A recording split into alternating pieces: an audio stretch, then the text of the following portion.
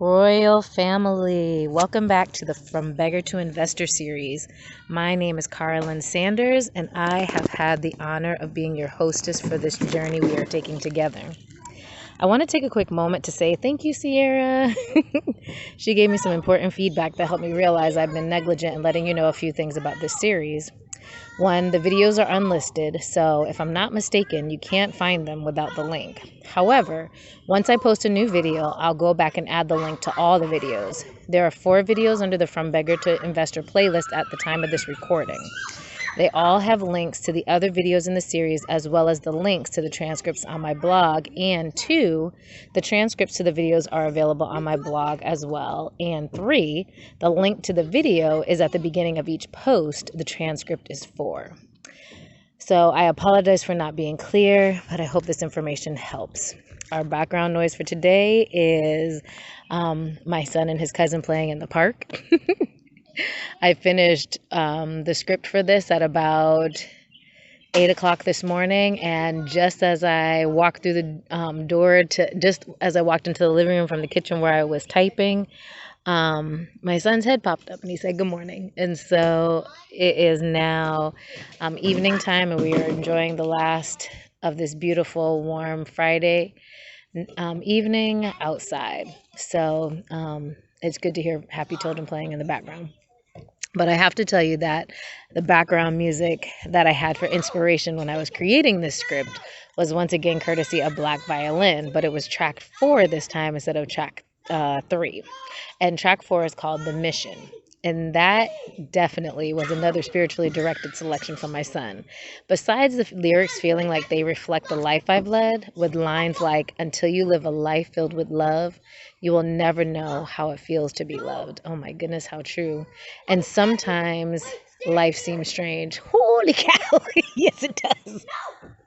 The chorus sums up this next aspect of my journey. The mission is on. Let some stay together. With love, we can weather the storm. It's on, it's on, it's on, it's on, it's on, it's on, it's on. The mission is on. And that is the perfect introduction to this video, because the mission is on. As a side note, I've decided they will headline the Saturday show for our Proclaim Your Emancipation weekend. And if you don't know what I mean when I talk about that, then you need to check segment 3 on projects, and part 1 on projects, and that will tell you all about Independence Summer and the Proclaim Your Emancipation weekend. So I'm so excited about life right now. Okay, I can't even contain myself, so please excuse me if I get emotional. In some aspects of this presentation, there are moments where I get sad, but there are moments where I am overwhelmed with joy, and the way I express both of these emotions is with tears. I'm not sure how this is going to go, so you might want to grab some tissues just in case. And let's get started. These last videos are really special to me. They contain the entire purpose of this journey through homelessness my son and I have been on. It has taken me a few days to figure out how to put them together because, well, these are perhaps the most important topics I have spoken on at this point in my whole entire life. And I have spoken a lot in 46 years of life, maybe even more than my fair share. So that should tell you something. Of all the things my son has taught me, the information I share here, I would not know if I was not his mom. So I am indebted to him. I am indebted to him especially. But I am also in debt to all the people I have ever shared life and space with. This is not just intimate personal spaces like homes and hotels and shelters, but also public spaces like the stores and the parks and the libraries and the churches and the museums I have gone to alone or accompanied by wisdom once he arrived. God has literally taken every experience I've had in life, and I mean every experience, and given me 2 recipes for creating a life. One is called the recipe for self-destruction, and the other is called the recipe for love. The Black community has been given a lot of labels to live down to. The ingredients in the recipe for self-destruction lead to the creation of quote-unquote troubled children and quote-unquote at-risk youth and quote-unquote angry Black women. But we know in that last statement, women can easily be replaced with men, and angry can be replaced with violent, addicted, depressed, promiscuous, suicidal, etc. All of these are aspects of self-destruction. Because of this variation in results, each recipe is a basic template. How you vary the ingredients will determine the outcome of the life being poured into. From the names alone, you can determine that the outcomes will be far more positive for one recipe versus the other.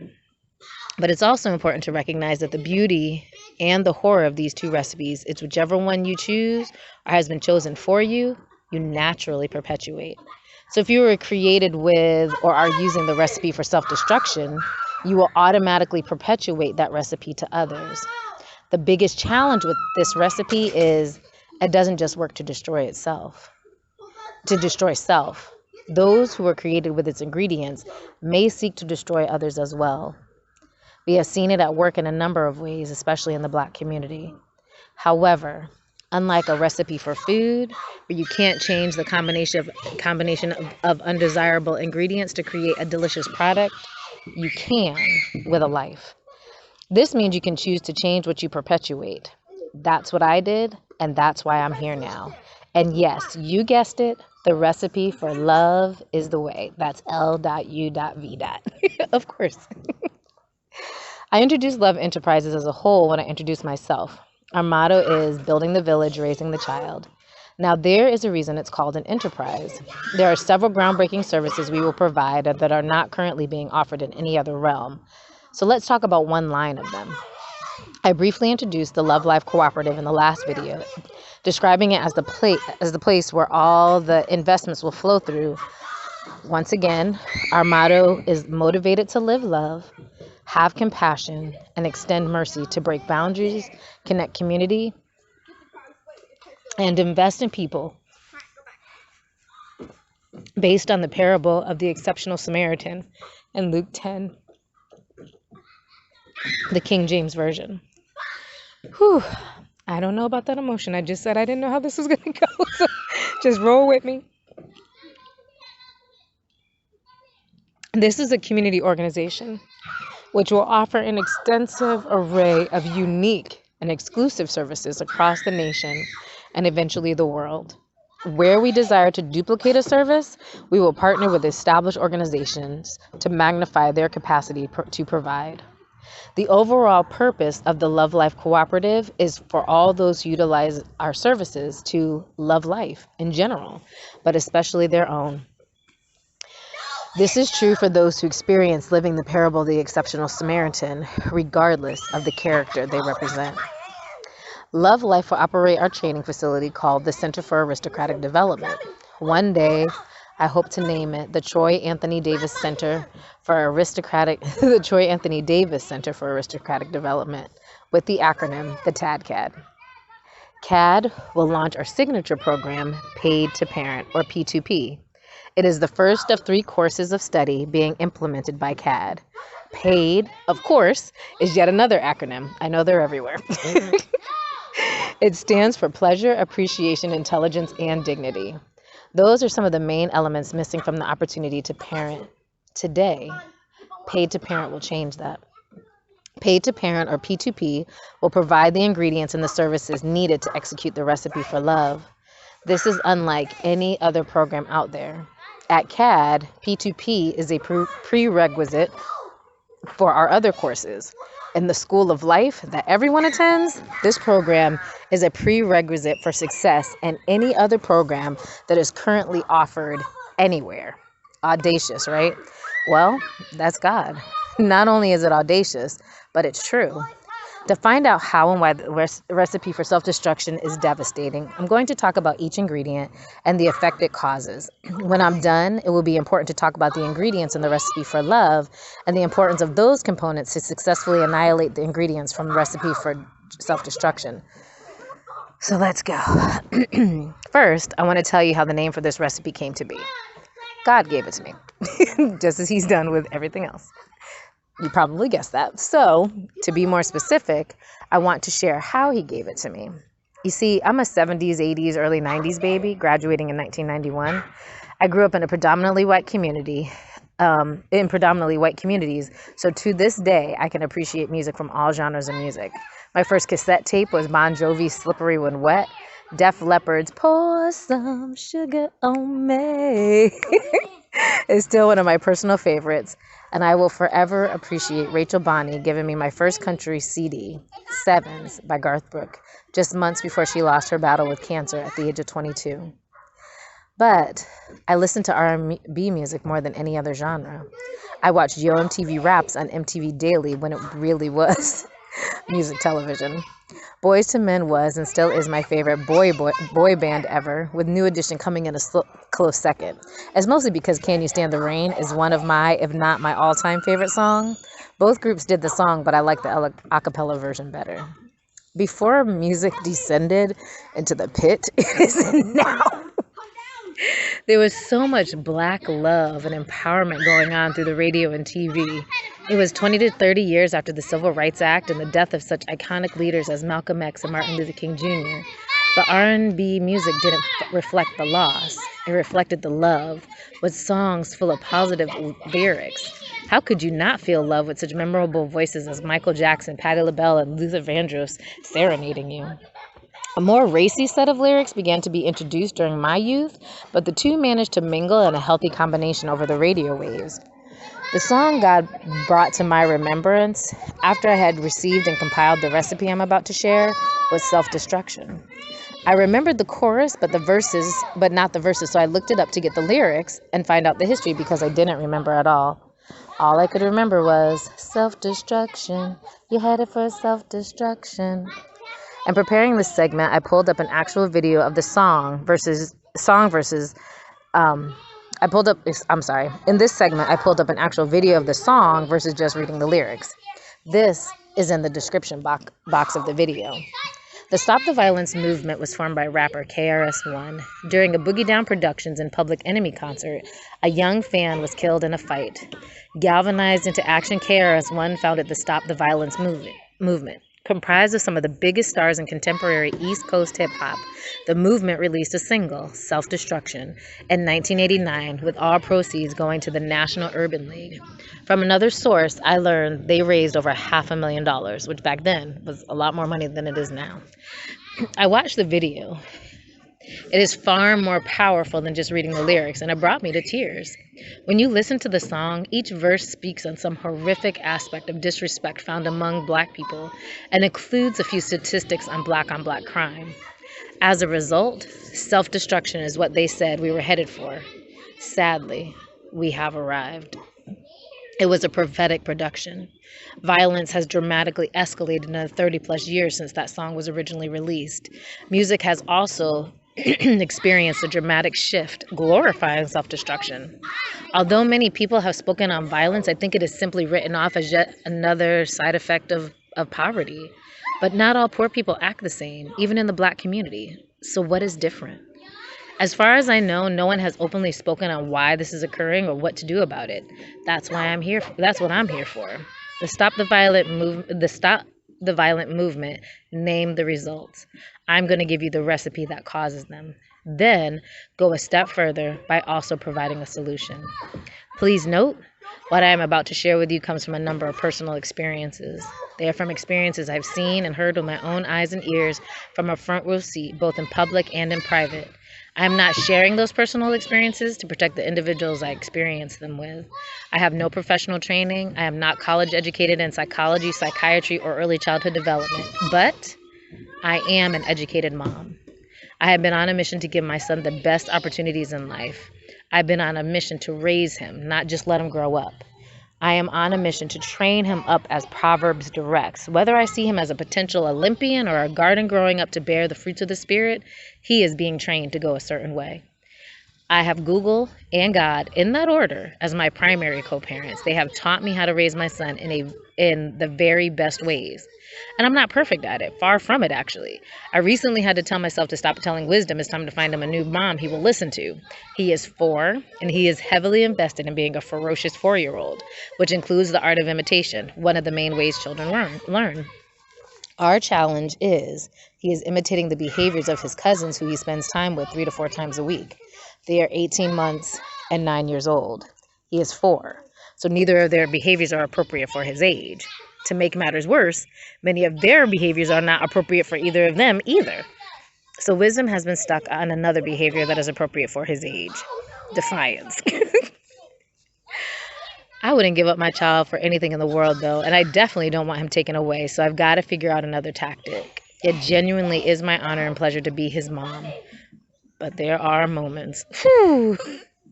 Thankfully, he has said he doesn't want another mommy, and no one in the world can ever take his place in my life.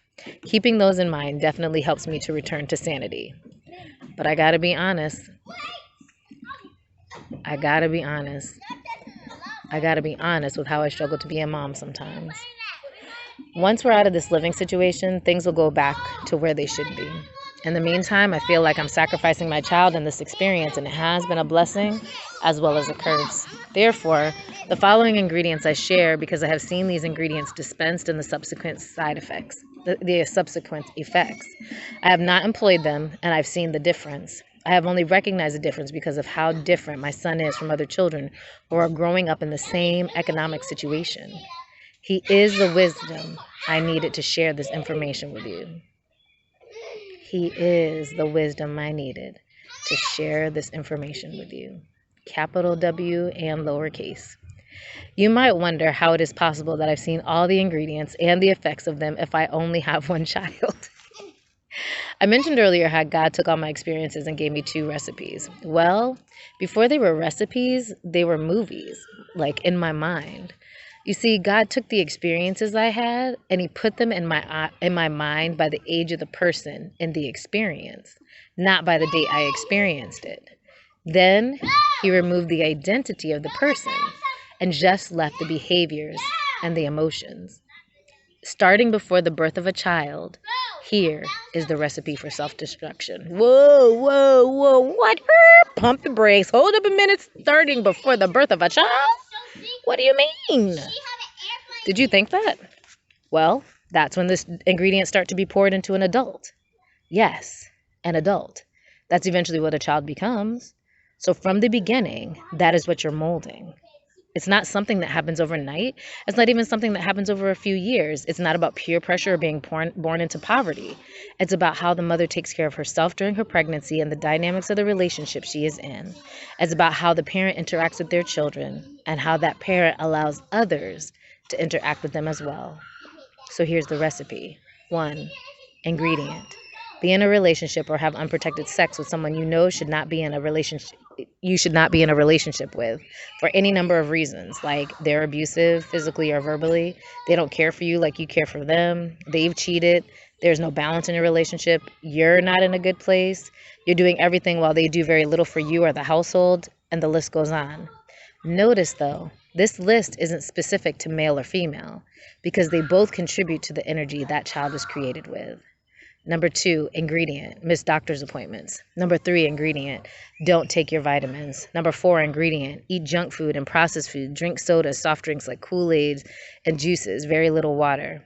Number 5, ingredient, sit around all day with very little extracurricular activity. Number 6, ingredient, smoke cigarettes, marijuana, do other drugs, drink alcohol. Number 7, ingredient, make no connection with the child growing inside of you. Don't talk to the baby or play music to help with its development. Don't rub your belly. Number 8, ingredient, argue and fuss excessively with the father and others. Personal note, some of that is just the results of being pregnant. But in my mind, what's coming out was already there. It's nothing new. It's just escalated. 9, recipe note, children live what they learn. 10, ingredient, once the baby is born, ignore them when they cry, believing they should just cry it out. This creates a sense of abandonment at an early age. Children grow up feeling less confident that their needs will be met, and so they cling to their parents to assure their needs will be. It's like in their mind they're saying, well, if I never let them go, then they'll have to take care of me when I cry. I won't have to wait. The clinging is often viewed as inconvenient to the parent who created the problem. Number 11, ingredient. Teach them to become self-sufficient and no longer quote-unquote baby them when they are still, well, babies. In my mind, this is up to at least age 5 when they are not entirely self-sufficient. By baby them, I mean pick them up, especially when they're asking, carrying them, feeding them, making them feed themselves, potty training them earlier than their body might be ready for. letting them sleep with you, pushing them on a swing, etc. When a child stops asking for the simple things because you keep saying no, realize that they will not say something when it is important for them to speak up. 12 ingredient. Don't read to them daily, often starting at age 6 often start or daily or often starting at 6 months of age. 13 ingredient. Feed them more than what is recommended. Start them on food sooner than they should be. 14 ingredient. As they age, introduce Kool-Aid, soft drinks, sodas, and juices instead of water.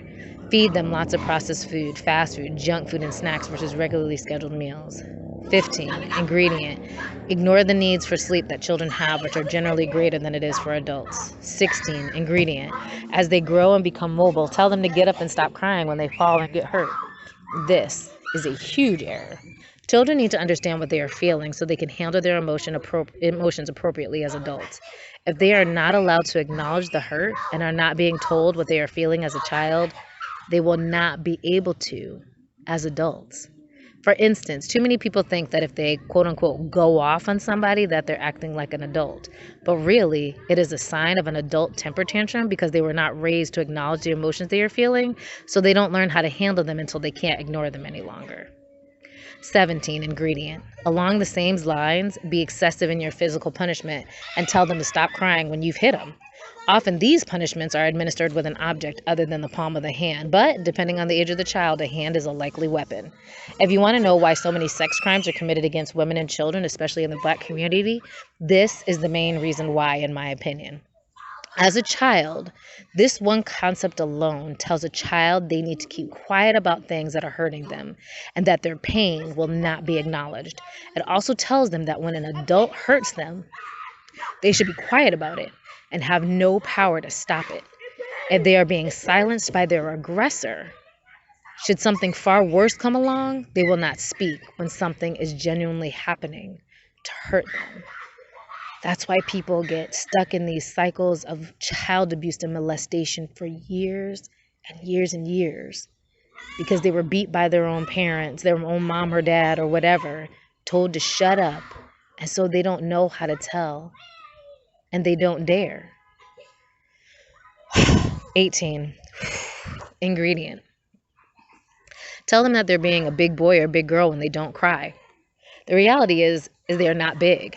They are babies. And just as you wouldn't allow a 10-year-old to drive a car, you shouldn't expect a baby not to cry or act older than they actually are, or even older than their understanding. The challenge with this, from my experience, is lots of parents and caregivers have no clue what is age appropriate for their child. They just expect them to know whatever it is they want them to know. 19 ingredient. Don't let them explore. 20 ingredient. Don't play with them. 21 recipe note. A child's natural behavior to explore their environment. This helps them learn. This is how they learn. If they are not allowed to explore, they are not learning at the most critical stage of development. They are not allowed to explore when they get in trouble, especially being hit, for touching things that are within their reach because the parent refuses to childproof the place they live in. They are also not allowed to explore when they are limited to far less than a reasonable amount of toys in their possession, or they are directed towards technology versus toys. Technology is often utilized by parents as a major form of babysitting under the false impression their child is learning when they are actually causing developmental delays. Ingredient. Punish a child for getting dirty. 23. Recipe note. Being a child is a messy business. The younger they are, the worse it is. You might as well join them and have fun doing it. 24. Ingredient. Punishment. Different from discipline. For displaying the same behaviors, attitudes, and or actions they are being shown and are therefore naturally learning by imitation. They should not be punished for what they are being taught. 25. Ingredient. Expect them to learn what they are not being taught. If a child is not being talked to, they will not learn to talk. If they are not being played with, they will not learn how to play. 26. Recipe note. Another natural behavior in children is to imitate behaviors. They learn to navigate their world by imitating those who they spend the most time around. Children might not be able to name emotions when they are young, but they can sense them. How the adults around them respond to situations, children will imitate. For instance, if a child is being hit, they will imitate or learn to hit. Generally, the reason they hit will be because they are frustrated with a situation, just as someone has hit them when they were frustrated. 27, ingredient. Don't allow them to have fun. This one is hard to pin down simply because people have their own version of what fun looks like. For a child, fun is simple. They will genuinely laugh, and so will everyone else who is participating. That laughter is not at someone else's expense, though. For instance, a child could be playing and laughing, but it's because they are chasing someone with a gun that they are going to kill them. Not fun, okay? 28, ingredient. Make older siblings responsible for the care of their younger siblings. There is something to be said about natural responsibility, but there is a level of care older siblings should not be exhibiting towards their younger siblings. I found this to be especially true in cases of discipline. Children should not be disciplining children. 29, ingredient. Yell or scream at them. Use degrading language like you're no good, you're stupid, or compare them to or talk negatively about others, especially the other parent, in a negative way. 30, ingredient. Don't apologize for your errors, but expect apologies. Newsflash, parents are not perfect. 31, ingredient. Allow siblings to contend with one another. Especially tattletelling versus telling the truth. There is a difference. 32, ingredient. Expose them to violence and sex at an early age. Movies, music, videos. Don't protect them from things that are not appropriate for their age. Things are labeled G, PG, and R for a reason. 33, ingredient. Focus on the acquisition of material things as they grow up. 34, ingredient. Jump from relationship to relationship. 35, ingredient. Wear promiscuous clothing. Primarily wear name brand clothing. Dress them based on fashion's demoralizing standards. 36, ingredient. Focus on acquiring money instead of spending quality time interacting with them through conversation and non-competitive play. 37, ingredient. Disrespect. Did I miss anything? Woo! And there it is. That's what this recipe all boils down to. Disrespect. And this is where I kind of lose my mind, actually, because I can't fathom why adults do not treat children how they, as adults, want to be treated. No adult wants to be hit.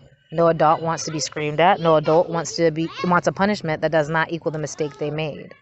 So why in the world do they do that to their children? Because they do not recognize their own value, so they cannot recognize the value of their child. You know, once I got started, this list would have been familiar to more than a few people. Is there anything you can add so we can work together to reverse this epidemic in our community? I want you to think about it and let me know. It's an extensive list. It's 37 points. It was awful that there could be more, but there might be. The one thing I knew about wisdom from the time I found out I was pregnant is that he is God's child. And God has directed me to do things unlike other parents to make our journey easier. That's why this has been such an amazing journey with him. I have the humbling responsibility of giving direction to this life who is changing the world. From the time Wisdom was born, he has been a game changer. All the talk about our children being our future, wrong.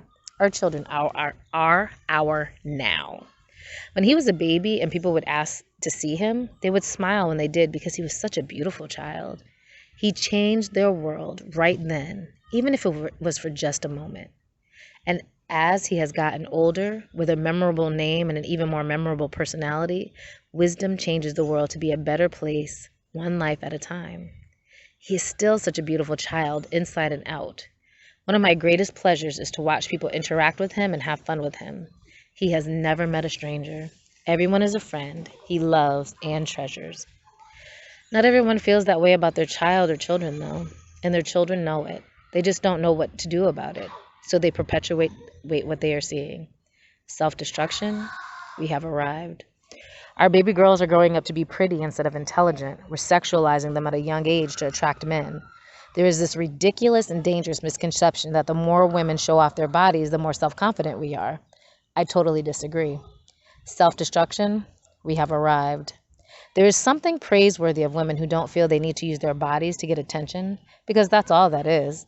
Instead of being lauded for our intelligence, we're being led to believe that our bodies pay the bills. It's all about the shock value we can produce. Yes, a lot of women and men are definitely successful because of those things.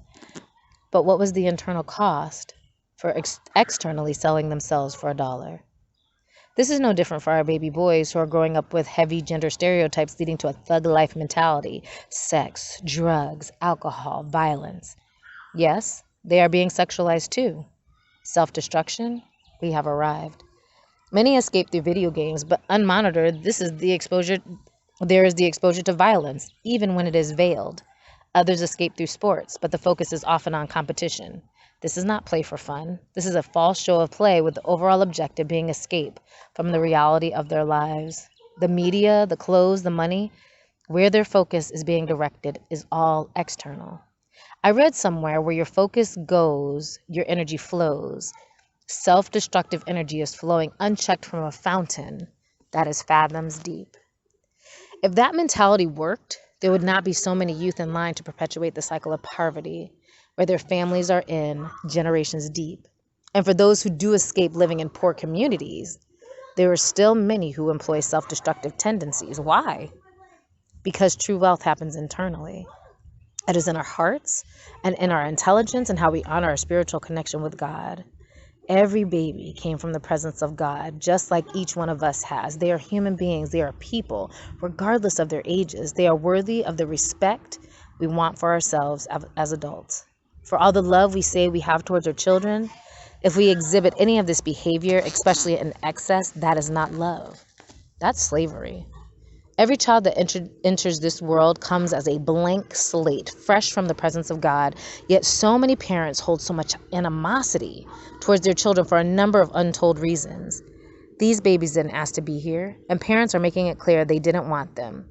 Disrespect is an awful, vicious cycle. It's gotta stop, and love is the answer. Do you see why, if it weren't for wisdom, I would not know what I know? It's one thing to deal with other people's children, which I have had a lot of experience with. But more importantly, it's about what you do with your own. Wisdom may be the only child I have the gift of birthing into the world. I didn't want to miss a moment of his life. He is my biggest mirror and has taught me that imitation is the greatest form of flattery, but it is also the greatest form of error. When wisdom acts a certain way, I know where he gets the behavior from, even if he gets it from me. I knew if he were in a daycare situation, I would not know where he got his behaviors from when they switched. That's why I sacrificed a paycheck, because I was not going to sacrifice wisdom by putting him in someone else's care. I have known more than a few parents who have had a child pass away. If I become one of them, just being real, I want to make sure I can say I had no regrets in how I raised them. Even the mistakes or errors in judgment I made, I feel okay about because I apologized to him. And yes, he is being raised. He's not just being allowed to get older. He is my heart beating outside of me. He has allowed me to pursue my dream career as a mom.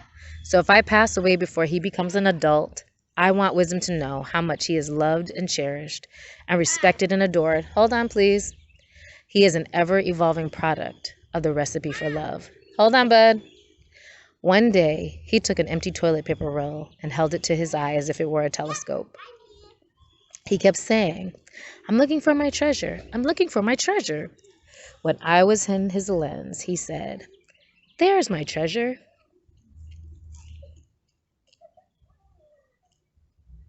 "You're my treasure, Mommy." Dang, how did I get so lucky? Everyone should have moments like that with their children. The way you raise your children would create them. The recipe for love can help with that. I wish America felt the same way about the importance of parenting. It is the most important responsibility in the whole entire world. Yet there is no required training and there is no pay. What we have instead is parents sacrificing their children for a paycheck. Paid to parent endeavors to change that. The other thing it is going to change is who is being parented. Children are the focus of so many programs, but at the end of the day, most of those programs will not be as effective as they could be simply because there is little to no parental involvement. And if those children are in a program in the first place, the way they are or are not being parented is the reason why they are there. Paid to parent is a family affair. The first person to be parented in this program is the adult participant. Having said that, it needs to be made clear this program is not just for parents. It's for parents and their children. It's for those who have no children. It's for children who are or underparented and their parents.